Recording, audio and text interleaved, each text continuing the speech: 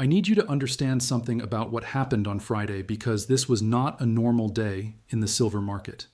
This was not a routine fluctuation. This was not the kind of move that you glance at, shrug, and go back to your weekend. Silver surged past $82 an ounce on a wave of buying that had two engines firing at the same time, and both of those engines are still running right now as you watch this video. One engine is fear.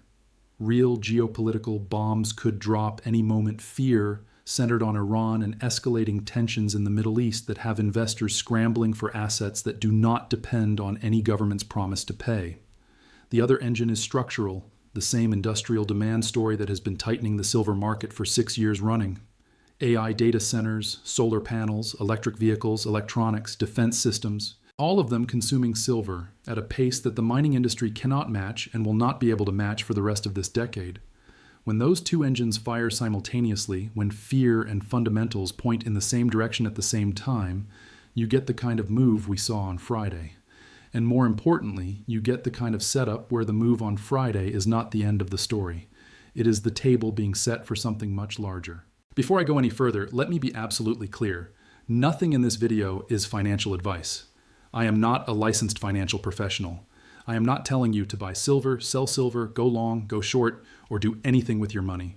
I am presenting publicly available information, market data, historical context, and my own analysis. Your decisions are your responsibility. Do your own research. Talk to a professional. I am just the guy who refuses to sugarcoat what is happening in this market because sugarcoating serves the people who want you confused, not the people who want to be prepared. My name is Mr. AG Asian Guy, and this channel exists to break down the silver market with honesty, with data, and without the comfortable lies that mainstream financial coverage wraps everything in. If this is your first time here, subscribe right now and turn on the notification bell because what happens in this market over the next 2 weeks could be the most consequential price action silver has seen since the 2011 spike. And if you were not paying attention in 2011, you either missed a fortune or got destroyed by one. I do not want either of those things to happen to you this time. Now drop a comment right now. Tell me where in the world you are watching this from. I ask this every video, and every video the answers blow my mind. Last time I had people from 37 different countries commenting. The Philippines, India, Nigeria, Germany, Japan, Brazil, Canada, South Africa, Australia. This is a global community, and silver is a global story, and I want to know who is here. Also tell me this. When silver crashed from 121 to 72, did you buy that dip? Or did you freeze? No judgment. I just want to know because your answer tells me a lot about how this community is positioned going into what could be the most volatile week of the year. Now let me walk you through exactly what happened, why it matters, and what it means for next week, because the details are critical and the details are where most coverage fails. Silver pushed above $82 on Friday. That alone is significant. But to understand why it is significant, you need context. You need to see the arc. Because this $82 print did not happen in isolation. It happened at the tail end of one of the most violent sequences the silver market has ever produced. Go back 6 weeks, late January.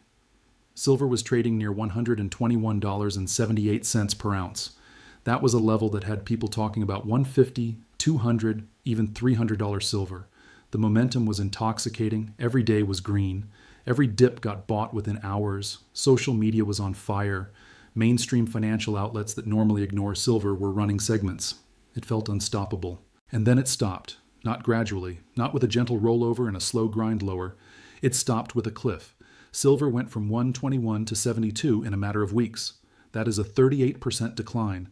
38%, nearly 4 out of every $10 of value gone. If you bought at 110, you were suddenly looking at a 35% loss. If you were leveraged, you were probably wiped out entirely. Stop losses triggered. Margin calls went out. Positions were liquidated. The people who were screaming about $300 silver went quiet. The bears came out of hiding and declared the rally dead. The narrative flipped completely from euphoria to despair in less than a month. And this is where it gets interesting, because what happened next is the part that should have gotten everyone's attention but didn't. Silver hit 72 and buyers showed up, not tentatively, not cautiously, aggressively. The metal bounced from 72 to 75 to 78 to 80, and then on Friday it punched through 82 with a conviction that looked nothing like a dead cat bounce and everything like a market that had found its floor and was now building a base for the next leg higher. The move above 82 matters for a specific technical reason that I want you to understand. When silver was falling from 121, the $82 level acted as a support zone initially. Buyers tried to hold it. They failed. Silver broke below 82 and accelerated lower to 72. When a support level breaks, it typically becomes resistance on the way back up. Traders who bought at 82 and watched silver fall to 72 are sitting on losses. When the price comes back to 82, many of them sell to break even. That selling pressure creates resistance. The fact that silver pushed through 82 on Friday means those sellers have been absorbed. The supply at that level has been cleared, and a former resistance level that gets reclaimed becomes support. This is a basic but powerful principle of technical analysis. Silver reclaiming 82 is the market telling you the crash from 121 is over and the recovery phase has begun. But the technical move would mean nothing if there were no fundamental catalyst behind it. A technical breakout without a reason is a trap. A technical breakout with a real catalyst behind it is a launch pad. And Friday's catalyst is the kind that does not go away on Monday morning. Iran. The situation with Iran escalated on Friday in a way that sent capital racing towards safe haven assets. I am not going to speculate on military outcomes or geopolitical scenarios because that is not my expertise and it is not the purpose of this channel. What I can tell you is how markets respond to this type of risk, and the response is predictable, powerful, and directly relevant to silver. When geopolitical tension rises, particularly in the Middle East, particularly involving a country that can disrupt energy supply chains, capital moves. It moves fast, it moves aggressively, and it moves toward assets that are perceived as stores of value independent of any single government, any single currency, any single political outcome. Gold gets the first bid. It always does.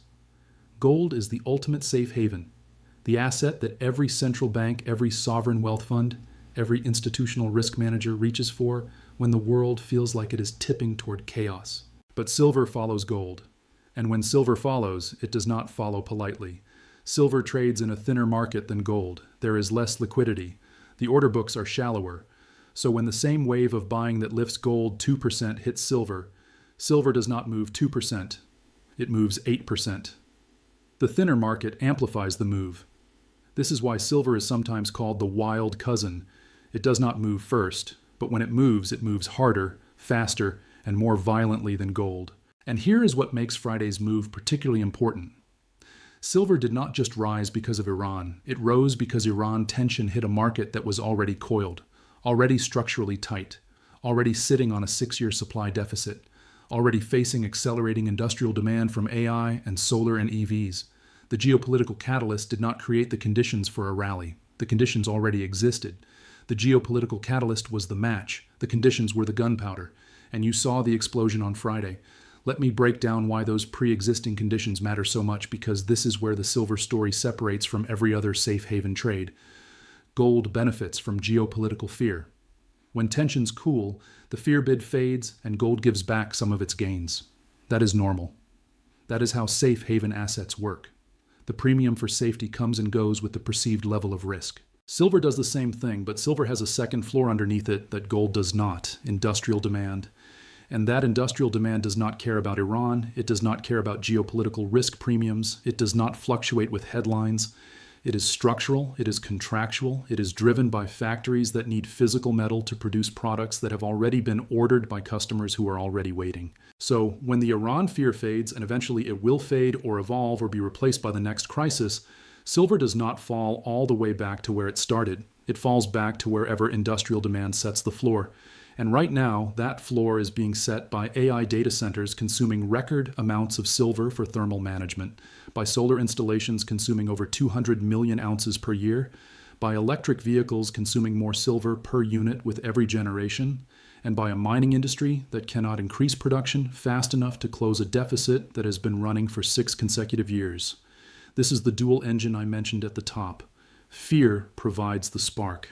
Fundamentals provide the floor. When both are active at the same time, the spark does not just flare and fade. It ignites something that burns for a sustained period because there is structural fuel underneath. Now I want to talk about JPMorgan, because what happened on Friday has implications that go beyond the day's price action. Earlier this month, JPMorgan published a 2026 silver outlook with an average price target of $81 per ounce. When that target came out, a lot of people thought it was aggressive. $81 seemed ambitious. Silver was trading in the mid-70s at the time, coming off the crash from 121, and sentiment was negative. 81 felt like a stretch. Friday, silver closed above 82. It has already exceeded JPMorgan's average annual target, and we are still in February.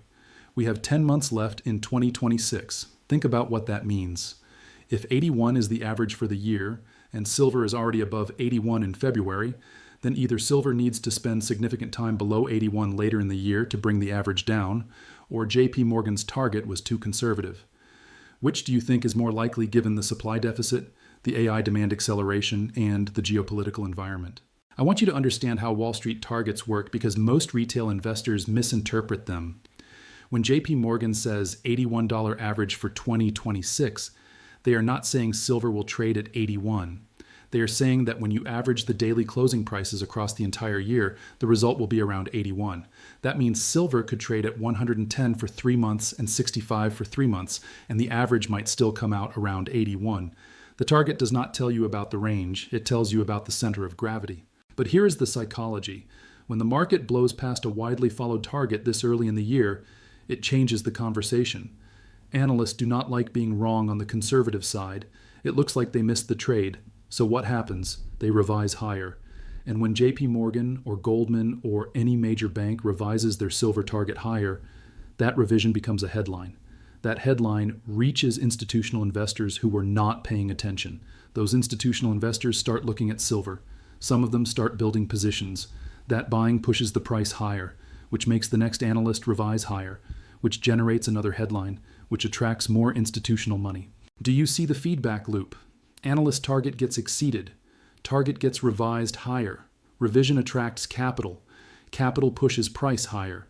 Higher price forces next revision. This is how institutional momentum builds. It does not start with a bang. It starts with one widely followed target being wrong in the right direction.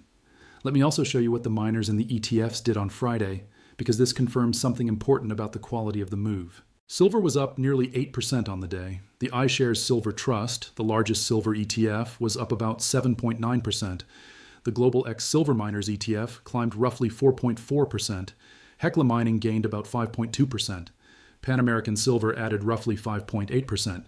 Freeport-McMoRan, which has silver exposure through its copper mining operations, rose about 2.6%.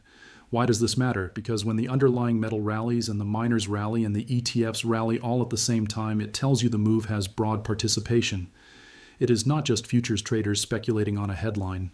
It is equity investors buying mining companies. It is ETF investors adding physical metal exposure. It is institutional money flowing into the sector through multiple vehicles simultaneously. And there is one more detail from the mining side that you should know about. Newmont, which is primarily a gold miner, was actually down about 2.6% on Friday. Why?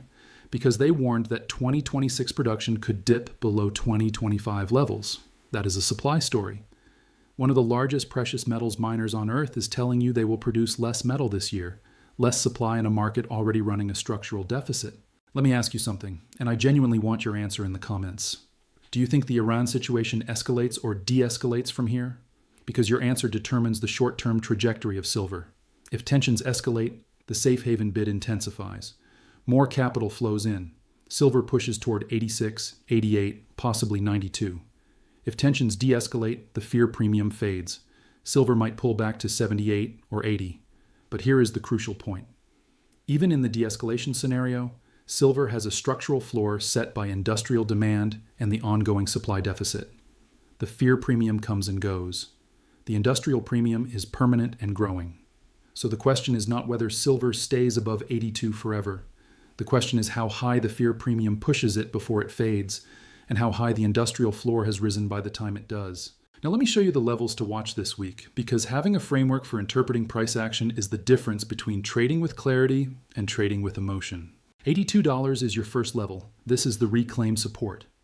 As long as silver holds above 82 on daily closing basis, the recovery from the 72 low is intact.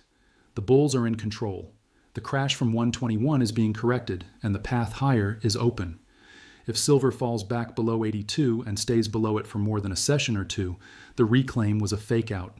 The bears are still in control.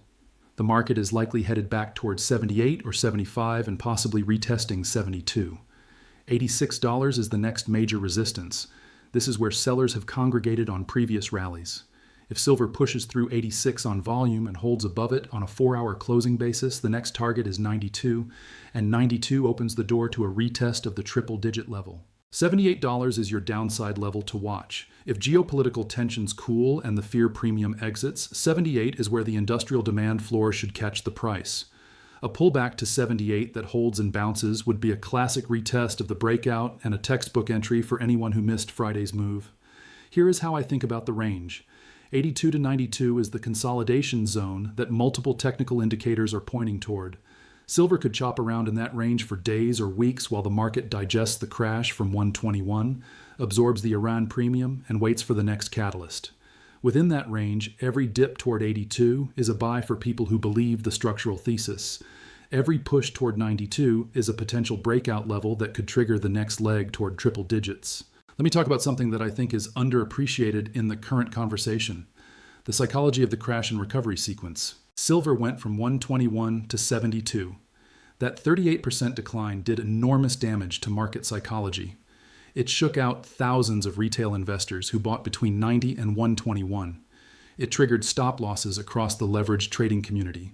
It generated headlines about silver's crash that discouraged new buyers from entering.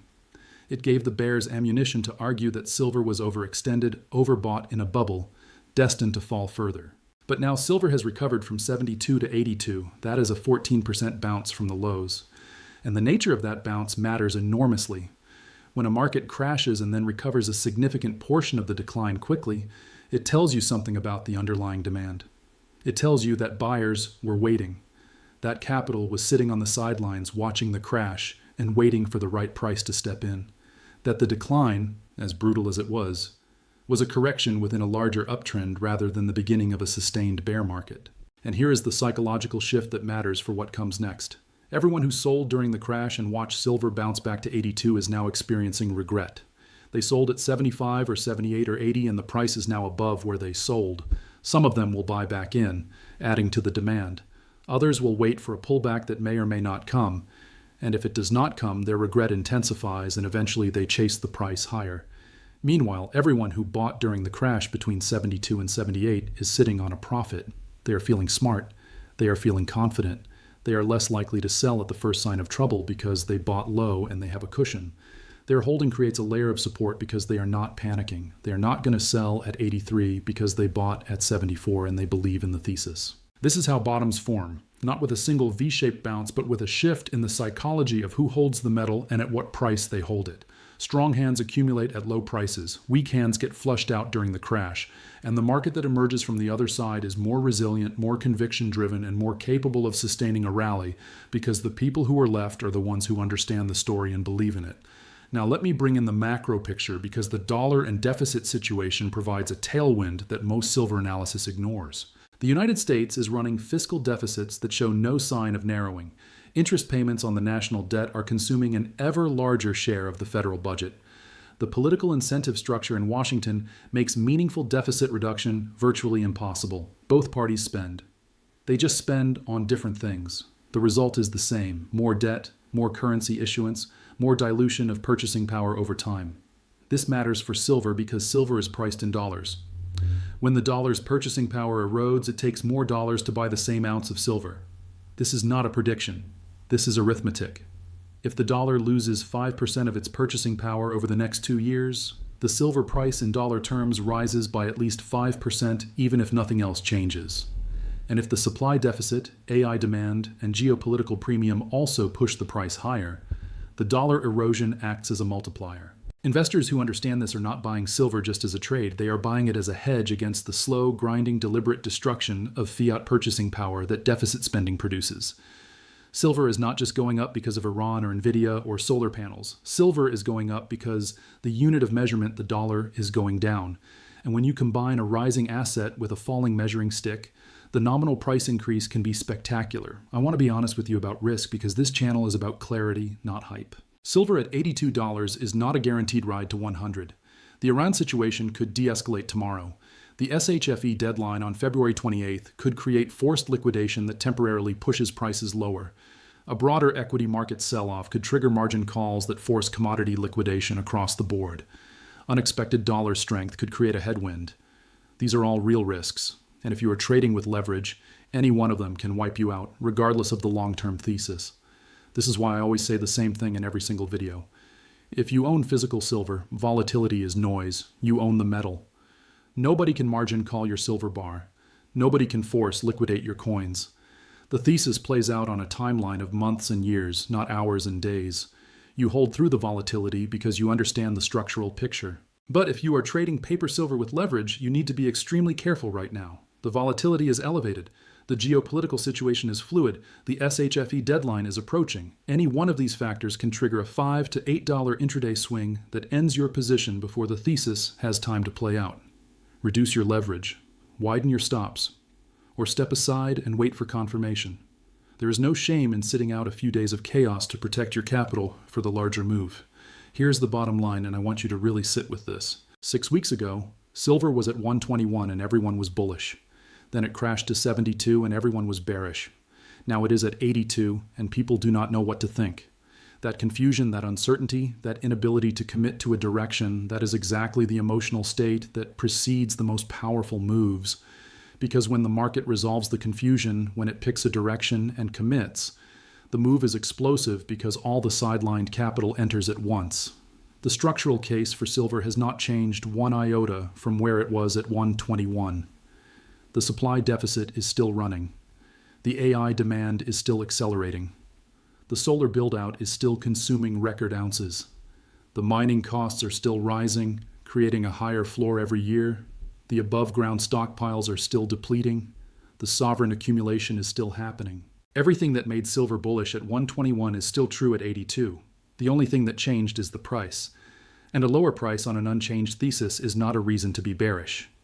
It is a gift. Now I am going to tell you what I think happens from here, and then I want to hear what you think. I believe the $72 low was the bottom of this correction.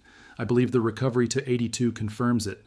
I believe silver consolidates between 78 and 92 over the next 2 to 4 weeks while the market digests the Iran situation, navigates the SHFE deadline, and waits for the next catalyst. I believe that consolidation will feel boring and frustrating after the drama of the crash and bounce. And I believe that when the consolidation ends, the breakout will be to the upside, toward 92 first and then toward a retest of the $100 psychological level. Could I be wrong? Absolutely. If Iran de-escalates, the dollar strengthens and industrial demand slows, silver could retest 75 or even 72. I'm not so arrogant that I think I have a crystal ball, but the weight of evidence, the supply deficit data, the industrial demand trajectory, the mining cost escalation, the sovereign accumulation pattern, the technical reclaim of 82, the weight of all of that evidence leans bullish, not mildly bullish. Structurally, historically, generationally bullish. And when you combine structural bullishness with geopolitical catalysts, with dollar debasement, with institutional positioning that is still underweight silver relative to historical norms, you get the ingredients for a move that most people will say was impossible right up until the moment it becomes undeniable. I am Mr. AG Asian Guy. I will see you at the Open on Monday, and I promise you this week is going to be one you remember. See you in the next one.